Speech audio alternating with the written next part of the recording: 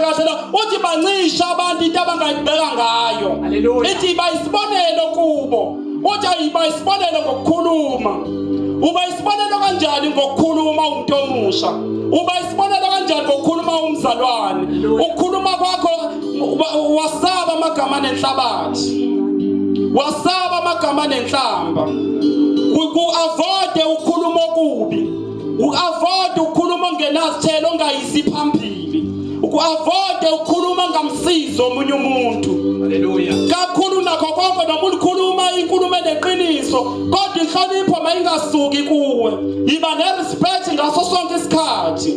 Bazisa abantu abadala kuze bangakudeleli ubusha bakho, kuze bangatholi into abangagxeka ngayo. Gcwala ngenhlonipho.